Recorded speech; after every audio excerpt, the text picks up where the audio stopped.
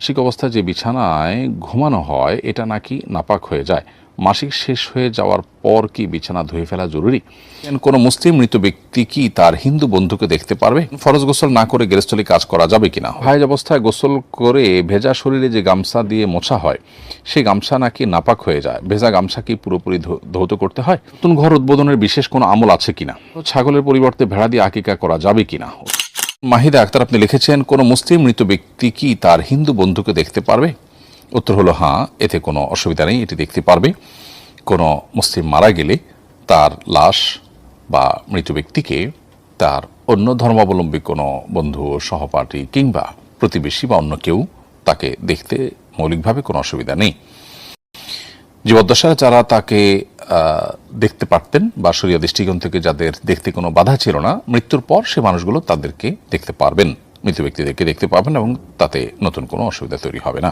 ইব্রাহিম মিয়া লিখেছেন, ফরজ গোসল না করে গৃহস্থলী কাজ করা যাবে কিনা? উত্তর হলো, ফরজ গোসল করা ছাড়াও গৃহস্থলী কাজ করতে পারে। কারোর গোসল ফরজ হয়েছে, পরবর্তী ফরজ নামাজের আগে আগে তিনি গোসল করে ফেলতে হবে নামাজের প্রয়োজনে।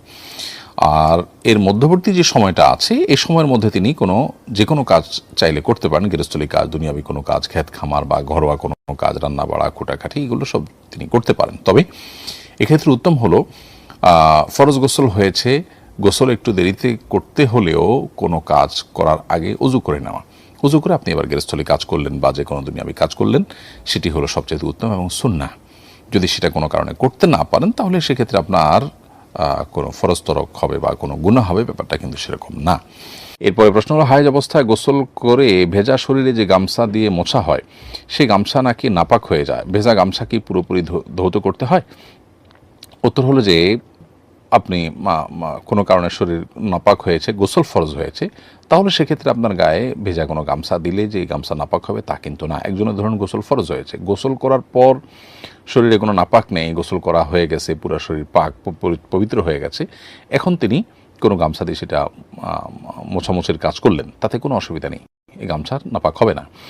আর যদি তিনি গোসল নাও করে থাকেন, ফরজ গোসল তার উপরে আবশ্যক হয়েছে, তিনি গোসল করার আগেই ভেজা গামছা গায়ের উপর দিয়েছেন, তাতেও সে গামছা নাপাক হবে না। হ্যাঁ, নাপাক তখন হবে যদি শরীরের যে জায়গায় ভেজা গামছা লেগেছে সে জায়গায় নাপাক লেগে থাকে, তাহলে দৃশ্যত নাপাক আছে বা যে কোনো নাপাক আছে, তার উপরে যদি ভেজা গামছা লেগে থাকে তাহলে সেক্ষেত্রে গামছা নাপাক হবে।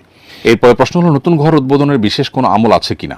উত্তর হলো, আমরা যখন নতুন কোনো ঘরে উঠবো, নতুন কোনো দোকান বা নতুন কোনো অফিসে উঠবো, সেক্ষেত্রে সহিহ মুসলিমে খাওয়ালা বিনতে হাকিম রাদিয়াল্লাহু তাআলা আনহা বর্ণিত একটা হাদিস থেকে একটি আমলের কথা আমরা জানি। সেটি হলো, নবী সাল্লাল্লাহু আলাইহি ওয়াসাল্লাম বলেছেন, তোমাদের কেউ যদি কোনো নতুন জায়গায় উঠে, তাহলে কোনো নতুন জায়গায় গিয়ে উঠলে সে যেন পড়ে আউযু বিকালিমাতিল্লাহি তাম্মাতি মিন শাররি মা খালাক, আউযু বিকালিমাতিল্লাহি তাম্মাতি মিন শাররি মা খালাক। যার অর্থ হলো, আল্লাহ রাব্বুল আলামিন যত ক্ষতিকর বস্তু সৃষ্টি করেছেন সেগুলোর ক্ষতি থেকে আল্লাহর কাছে আমি আশ্রয় চাই।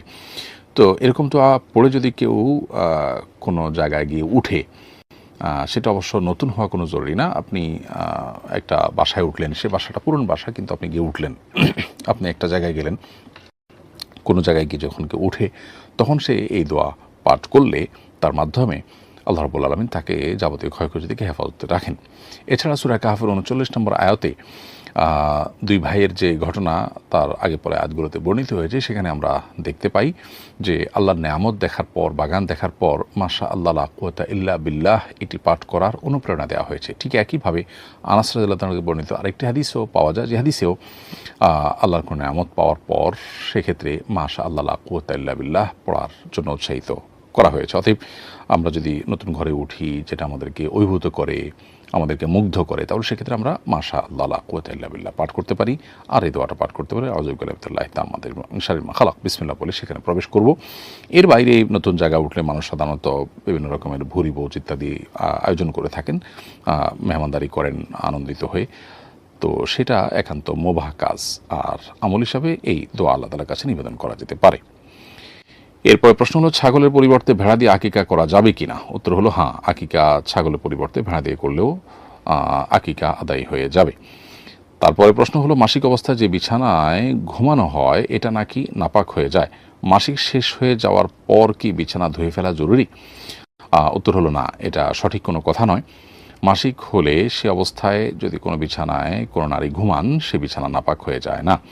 হ্যাঁ, যদি মাসিকের কোনো রক্ত কোনো জায়গায় লেগে থাকে তাহলে সেই জায়গাটা নাপাক হবে, সেই জায়গাটা আলতো করে ধুয়ে ফেললে, পাক করে ফেললেই হবে। আর যদি কোনো রক্ত বা নাপাক কোনো কিছু না লেগে থাকে কোথাও, তাহলে সেক্ষেত্রে শুধুমাত্র মাসিক অবস্থায় তিনি ঘুমিয়েছেন সেজন্য এই পোশাক নাপাক হয়ে যাবে, মাসিক অবস্থায় তিনি পরিধান করেছেন সেজন্য নাপাক হয়ে যাবে, ব্যাপারটা কিন্তু সেরকম না।